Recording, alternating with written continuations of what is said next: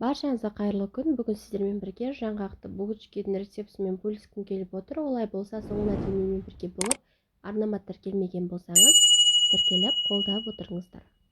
Ең алдымен бізге жылы сүт қажет болады, және ерітілген сары май, одан соң қантымызды саламыз, және бір дана жұмыртқа. Содан соң тұзымыз бен ашытқымызды салып, жақсылап бір қалыпты масса болғанша шанышқымыздың көмегімен араластырып аламыз.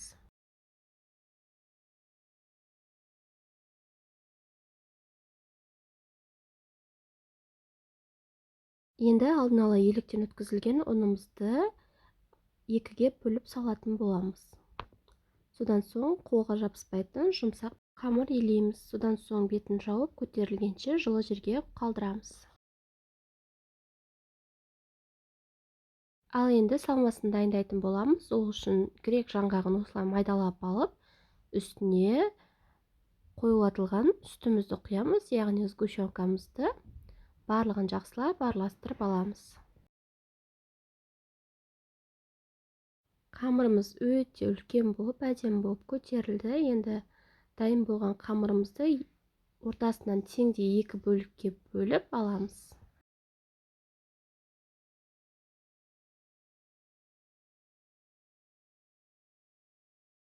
Енді қамырымызды жайып аламыз.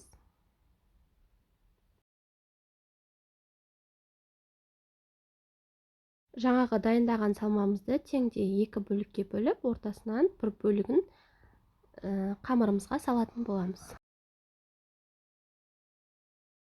Барлық жағына бірдей теңдей етіп жағып шығамыз. Содан соң қамырымызды кесіп бастаймыз. Қамырымызды 12 бөлікке бөлетін боламыз. Ыңғайлы болу үшін ең алдымен бірдей 4 бөлікке бөліп, одан соң бөлсеңіздер болады ары қарай. Енді рогаликтерімізді орайтын боламыз. Достар, қазақша фудблогтың, яғни қазақша контенттің дамуына аз да болса өз үлестеріңізді қосып, арнама тіркелмеген болсаңыздар тіркеліп, лайк басып, пікір қалдырып отыруды ұмытпаңыздар. Алдағы уақытта тағы да керемет рецептермен бөлісетін боламын.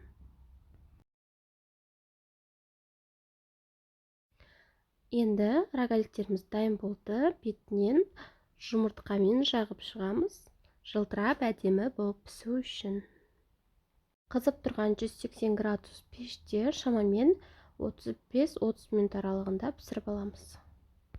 Ал енді жаңағы екінші қамырымызды кішкентай бөліктерге бөліп алдым, шариктерге, яғни 50 грамнан.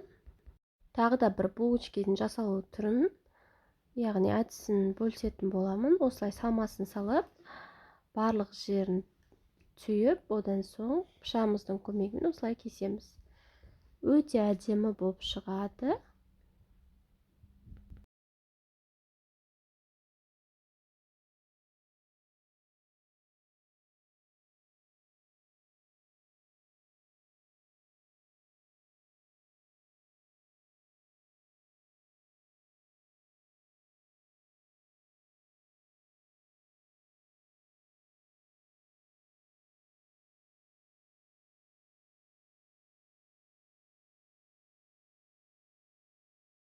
Мінекей достар, біздің жаңғақты булочкаларымыз дайын болды. Өте әдемі, қып-қызыл болып пісті.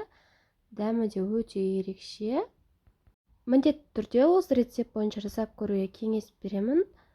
Менімен бірге соңына дейін болғандарыңызға рахмет. Арнама тіркелмеген болсаңыздар тіркеліп, лайк басып, пікір қалдыруды ұмытпаңыздар.